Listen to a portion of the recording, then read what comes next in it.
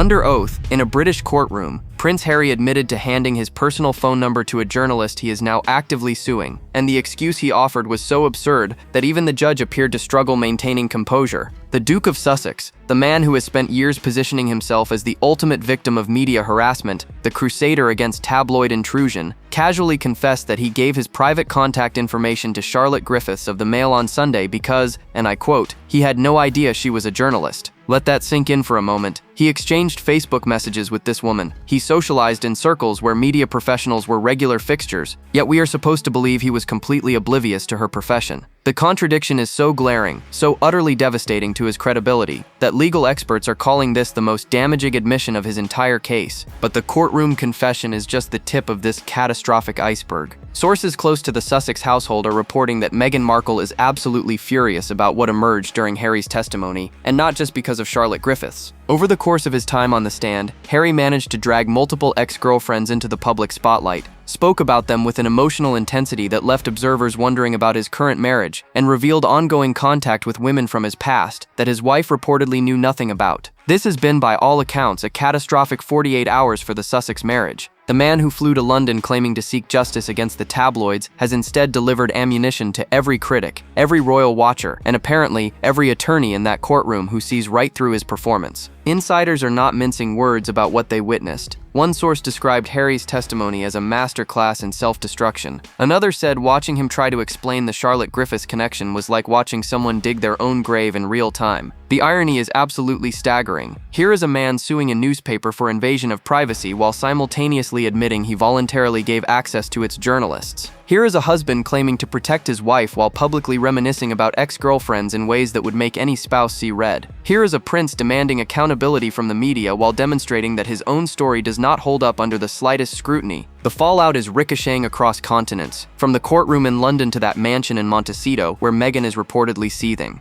Royal commentators are calling this the moment Harry's credibility collapsed entirely. Legal analysts are questioning whether his case can survive such blatant contradictions, and relationship experts are wondering how any marriage weathers a husband revealing this much about his connections to other women while under oath. The exes are suddenly back in the spotlight. The lies are unraveling in real time, and Harry appears utterly oblivious to the destruction he is causing. The scene in that London courtroom has been nothing short of extraordinary, and not for the reasons Harry intended. He returned to British soil ostensibly to support Elizabeth Hurley during her testimony, positioning himself as the loyal friend standing by a fellow celebrity in her moment of need. The optics were clearly calculated. Harry, the caring companion. Harry, the man of principle. But the fallout from his own time on the stand has completely overshadowed any goodwill he hoped to generate. The ripple effects are being felt nearly 6,000 miles away in Montecito, where sources say Meghan is receiving real-time updates about her husband's revelations and growing more furious by the hour. Charlotte Griffiths is not just some random journalist Harry happened to encounter. She was the former diary editor at the Mail on Sunday, a position that would have placed her squarely in the center of the social scene Harry frequented. She is now the editor-at-large, and here is where it gets genuinely interesting. In recent months, Charlotte has been publishing remarkably favorable coverage of Harry, articles that quote unnamed friends defending him, pieces that portray him sympathetically. Sources are openly speculating whether this positive coverage is some form of payback for years of access Harry allegedly provided. The connection between them suddenly looks far more complicated than a simple case of mistaken identity at a party. Then there is the matter of Mr. Mischief, a pseudonym that Harry vehemently denies ever using. According to testimony, there were suggestions that Harry communicated with journalists under this playful alias. He flatly rejected this claim, but his denial rang hollow given that he could not and did not deny exchanging phone numbers with Charlotte Griffiths. One legal analyst watching the proceedings noted that Harry wants credit for being naive while simultaneously operating like someone who understood exactly how the game was played. The contradictions are piling up faster than his lawyers can manage them. Let us be brutally honest here. The image Harry has cultivated for years, that of the innocent prince hounded by a ruthless press, took a severe beating in that courtroom. He admitted under oath that he gave personal access to a journalist he now claims victimized him. He acknowledged that his social circles included multiple members of the media he is currently suing. The narrative he has built his entire post-royal identity upon is cracking under the weight of his own admissions. And the worst part for Harry is that this is all happening in the public record, permanently documented for anyone who wants to examine the gaps between his claims and reality. But Charlotte Griffiths is not the only woman from Harry's past causing problems right now. There is also Natalie Pinkham, an ex-girlfriend who has suddenly re-entered the picture in ways that reportedly blindsided Meghan. And then there is the woman who got away, the one Harry cannot stop talking about even a decade after their relationship ended. The Ghosts of girlfriends past are emerging from every corner of this legal drama. Harry claims he met Charlotte Griffiths at a party and handed over his personal phone number without the slightest suspicion about her profession.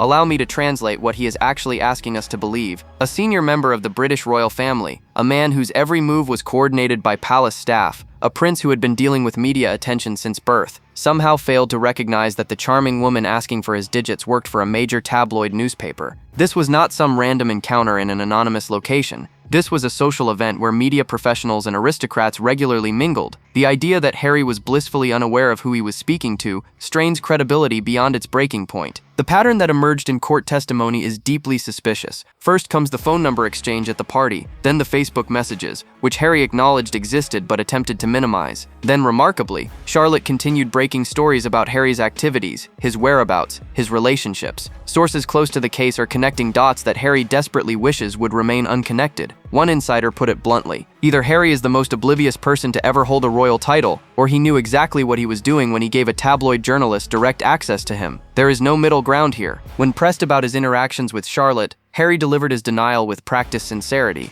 "I had no idea she was a journalist. I never used the name Mr. Mischief." The words hung in the courtroom air while legal observers exchanged knowing glances. The denial was so complete, so absolute, that it left no room for nuance or explanation. Either Charlotte Griffiths deceived a naive prince, or Harry is being less than truthful about the nature of their relationship. The court will ultimately decide which version they believe, but public opinion seems to be forming its own conclusions. Here is what makes this entire situation even more damaging. Charlotte Griffiths now writes favorable Harry coverage. Her recent articles have quoted anonymous friends defending the Duke, have portrayed his legal battles sympathetically, have painted him as a man of principle fighting against media overreach. The timing of this positive press, coming after years of Harry allegedly providing access, raises obvious questions. Is this gratitude for past favors? Is this an ongoing arrangement? Sources familiar with media dynamics say the relationship between Harry and certain journalists appears far more transactional than he has ever admitted publicly. The hypocrisy is absolutely breathtaking. Harry has positioned himself as the ultimate victim of tabloid journalism, yet here he is admitting he cultivated personal relationships with the very journalists he now condemns. He claims the media destroyed his life while acknowledging he voluntarily gave them the access they needed to do so. One commentator watching the proceedings observed that Harry wants to have it both ways, to play the victim while actively participating in the system he claims abused him. The court transcripts are painting a picture of a man far more complicit in his own media coverage than his public narrative ever suggested. But Charlotte was not the only journalist Harry developed personal connections with. His testimony revealed a pattern of media relationships that extends far beyond a single phone number exchange at a party.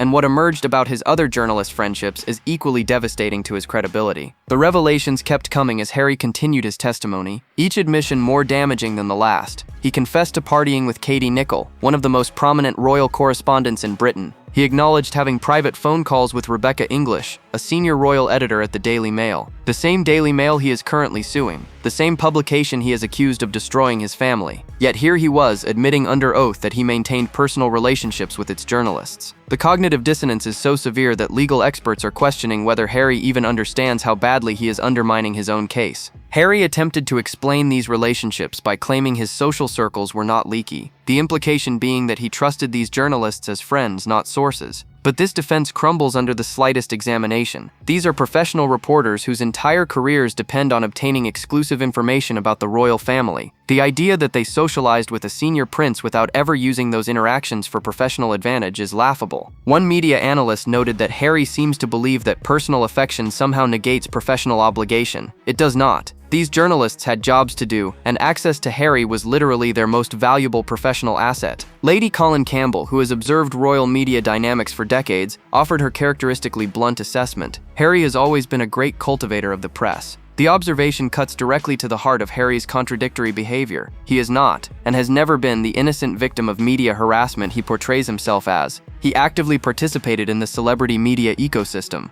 maintained relationships with reporters, provided access and information, and only began crying foul when coverage turned unfavorable. The timeline of Harry's media complaints correlates almost perfectly with when the press stopped treating him as the lovable spare and started questioning his choices. The legal implications of these admissions are severe. Harry is seeking damages from publications while simultaneously acknowledging that he voluntarily socialized with their employees. His lawyers must be tearing their hair out watching their client systematically destroy his own credibility. One source close to the legal team allegedly described the situation as unprecedented. Usually we have to worry about cross-examination exposing our clients. Harry is doing the opposing counsel's job for them. The admission of journalist friendships provides ammunition for every defense attorney in that courtroom. Let us examine the staggering hypocrisy at play here. Harry has spent years positioning himself as the victim of ruthless tabloid journalism. He has given speeches about media harassment. He has written a memoir detailing his suffering at the hands of the press. He has launched multiple lawsuits seeking accountability for what he calls systematic abuse. Yet under oath in a court of law, he admitted he partied with these reporters, called them privately, gave them his phone number, and maintained social relationships with them. Either the media was viciously hunting him, or he was voluntarily feeding them information. It cannot be both. The journalist connections alone would be enough to torpedo Harry's credibility. But the testimony took an even more explosive turn when discussion shifted to the women in his past, the ex-girlfriends, the ones Meghan reportedly knew nothing about Harry still being in contact with. The revelations about Charlotte Griffiths and Katie Nicholl are damaging to his legal case, but what emerged about Natalie Pinkham and others is reportedly damaging his marriage. Harry dropped a bombshell during his testimony that reportedly sent shockwaves all the way to Montecito.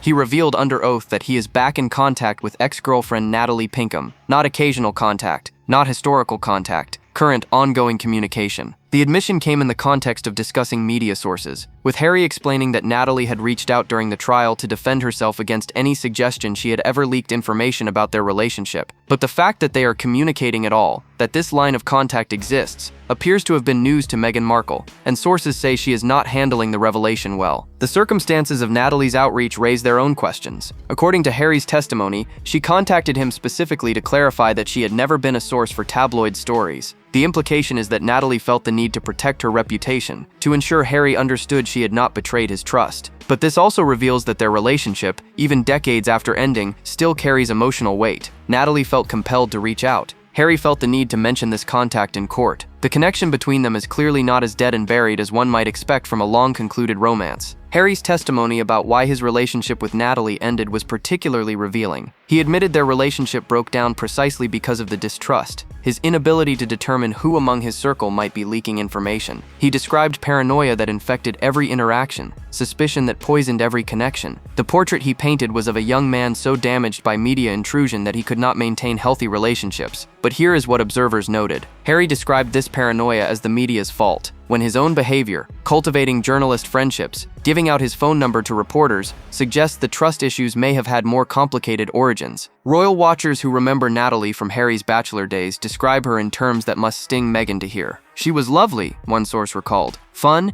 easy to get along with, everyone liked her. The unspoken contrast with Meghan hangs heavy in the air. Natalie never sought the spotlight, never gave interviews about Harry, never attempted to profit from their connection. She moved on quietly, built a successful career as a sports presenter, and maintained dignified silence about her royal relationship. The polar opposite, critics note, of the woman Harry eventually married. Insiders suggest Meghan's reaction to the Natalie revelation has been severe. Sources close to the situation say she does not want Harry to have any connections that exist outside her control. The idea that he has been communicating with an ex-girlfriend, without her knowledge during a highly stressful legal proceeding, reportedly triggered an explosive reaction. One source familiar with Sussex dynamics observed that Meghan views any relationship Harry maintains independently as a potential threat. An ex-girlfriend who still has his ear is particularly problematic. But Natalie Pinkham is not the only ghost from Harry's romantic past that emerged during this testimony. There is another woman, one whose name Harry could barely speak without visible emotion, one whom commentators believe he never truly got over. The Chelsea Davy revelations were somehow even more devastating to Harry's current marriage. Harry's emotional testimony about Chelsea Davy has royal commentators saying what many have suspected for years. He is clearly not over her. The way he spoke about his former girlfriend, the woman he dated for nearly 7 years, the one many believed would become his princess, carried a weight of feeling that seemed to exceed anything he has expressed publicly about his current wife. She was terrified. Harry testified, his voice catching. She felt like she was being hunted,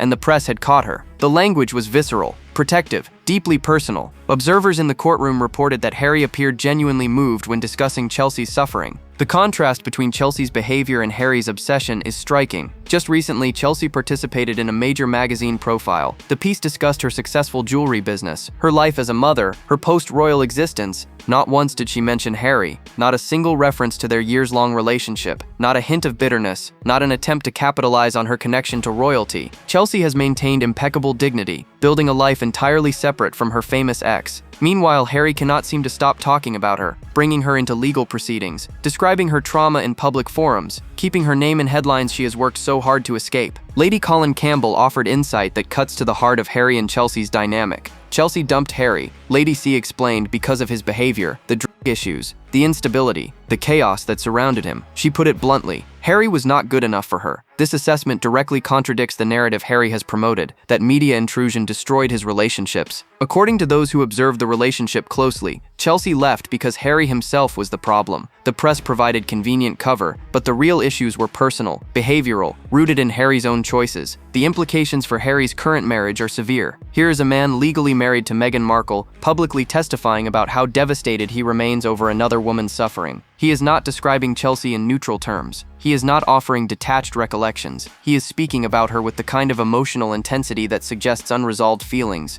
Sources close to Meghan report that she watched excerpts of Harry's Chelsea testimony and was visibly shaken. One insider noted that Meghan always knew Chelsea was important to Harry, but hearing him speak about her this way, with that level of raw emotion, was apparently something else entirely. Royal experts are drawing uncomfortable conclusions from Harry's courtroom behavior. One commentator observed that Harry speaks about Chelsea the way someone speaks about the one who got away, not the way someone discusses an ex they have fully moved past. Another noted that Meghan must be questioning where she ranks in Harry's emotional hierarchy, the woman he married, or the woman he cannot stop thinking about. These are the questions that reportedly haunt the Montecito household as Harry's testimony continues to generate headlines. But Chelsea and Natalie are not the only women Harry's legal crusade has dragged back into public attention. There is yet another name that emerged during testimony, a woman from even further in Harry's past, someone who had successfully avoided the spotlight until Harry himself put her there. Harry's testimony thrust another woman into unwanted public attention, his first love, Laura Gerard-Lee. This is a name that casual royal observers may not recognize, someone who successfully maintained her privacy for years after her brief relationship with the young prince. That privacy ended when Harry decided to discuss her in open court, describing their brief but private relationship in detail that Laura herself never sought to share. The irony is painful. A woman who specifically avoided the spotlight is now being discussed in newspapers and on television because the man claiming to fight media intrusion brought her into the story himself. The details Harry revealed were meant to bolster his case against tabloid overreach, but they accomplished something else entirely. He described how Laura's parents were doorstepped by reporters, how journalists showed up at their home seeking information about their daughter's royal boyfriend. Harry testified that this intrusion effectively ended their relationship,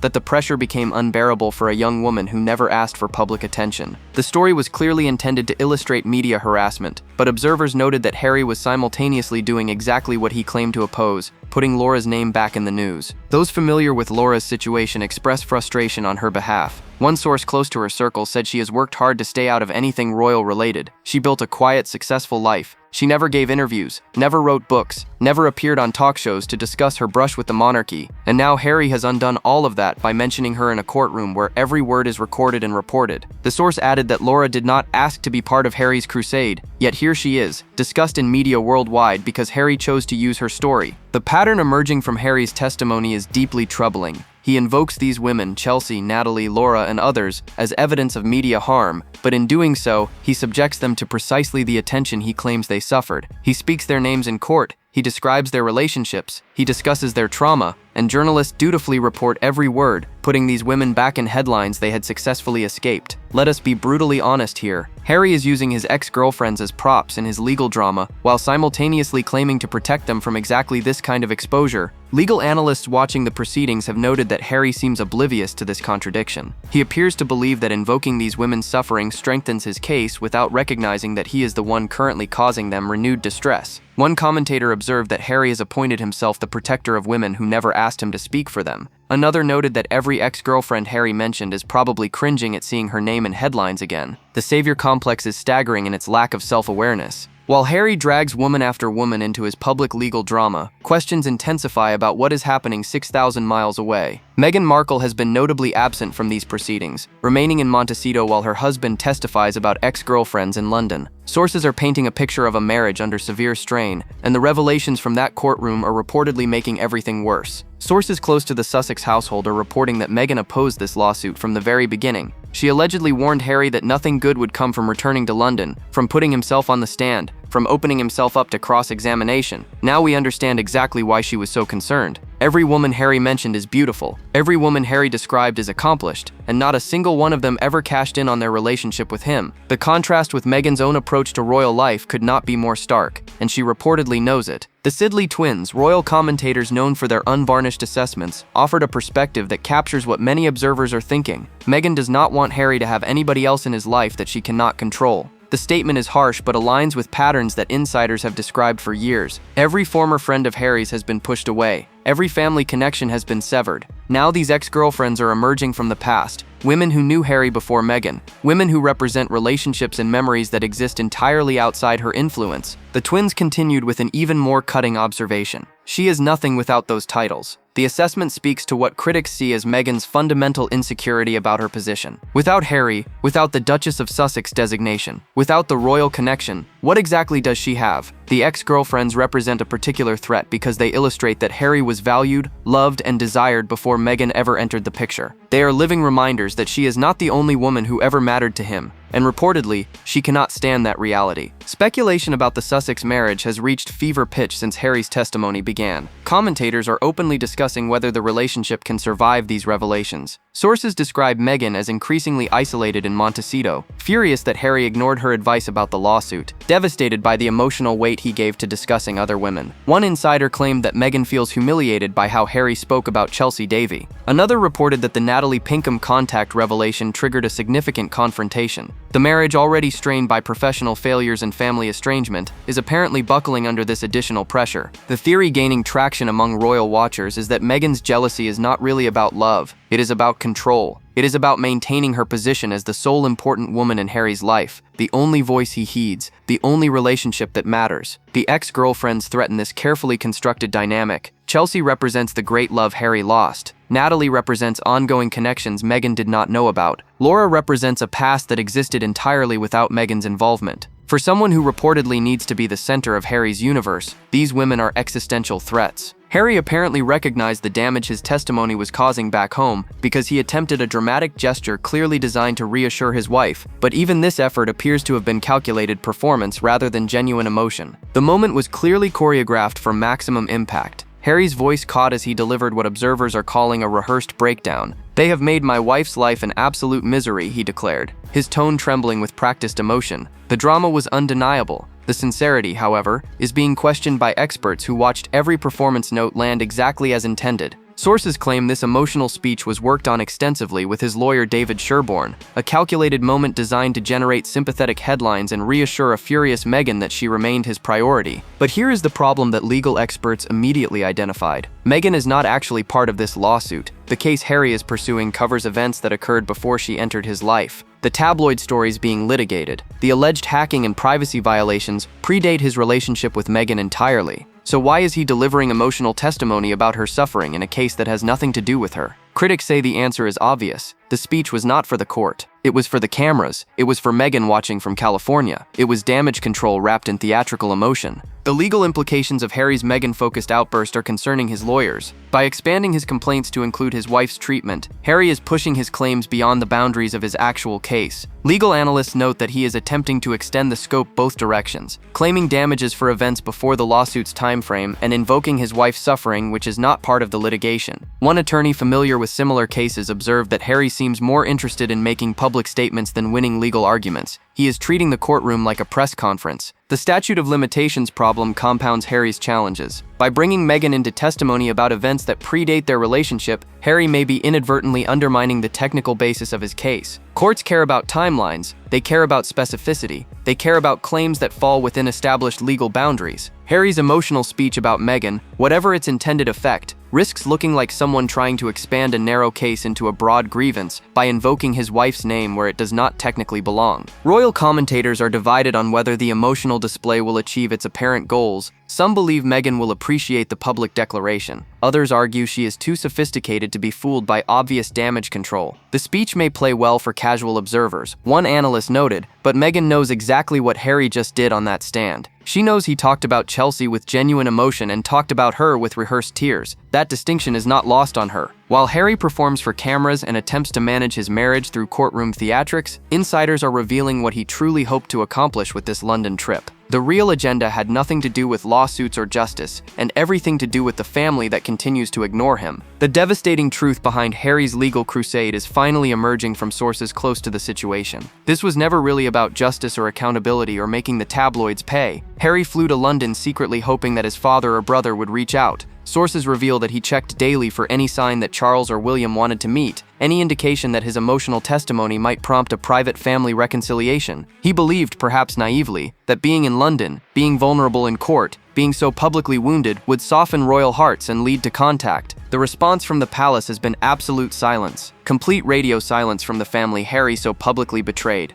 No calls, no messages, no private invitations for tea. Charles has maintained his dignified distance. William has shown zero interest in engaging with his brother. Even extended family members have apparently declined to reach out. Royal commentators say this approach is exactly the best thing to do. Engaging with Harry only feeds his narrative, only gives him material for future interviews, only rewards the behavior that caused the estrangement in the first place. The loneliness of Harry's London experience must be crushing for someone who grew up surrounded by family, staff, and support. He sits in court each day without a single relative showing interest in his presence. He returns to his hotel without phone calls from home offering encouragement. He exists in the city of his birth as effectively an orphan, cut off from the family he damaged and distant from the wife. Reportedly furious with his testimony, one observer noted the poetic justice of the situation. Harry wanted privacy from the press. He got complete privacy from his family instead. The consolation prize Harry has found is both telling and pathetic. He has been spotted sitting with Damien Hurley, Elizabeth's son, someone he barely knows, positioning himself for photographs that suggest celebrity friendship. The image is transparently desperate. Unable to sit with his actual family, Harry settles for manufactured moments with the child of a woman from his lawsuit. He seeks association with anyone famous who will tolerate his presence, anyone who can create the illusion that he is not utterly alone on this trip. The question that observers are now asking is whether Harry's courtroom crusade has destroyed everything he has left. His credibility lies in tatters after his own testimony contradicted years of carefully crafted victimhood. His marriage appears strained to breaking point as revelations about ex-girlfriends and secret contacts emerge. His family has made clear through silence that no reconciliation is imminent, and his legal case may be undermined by the very admissions he made while seeking justice. Harry flew to London hoping to prove his innocence and prompt family healing. He is returning to Montecito having accomplished neither. The man who once stood in line to the British throne now sits in courtrooms seeking validation from strangers, receiving sympathy from celebrities he barely knows, and wondering why his family will not call. The answer is obvious to everyone except apparently Harry himself. You cannot publicly attack your family, reveal their private moments, accuse them of racist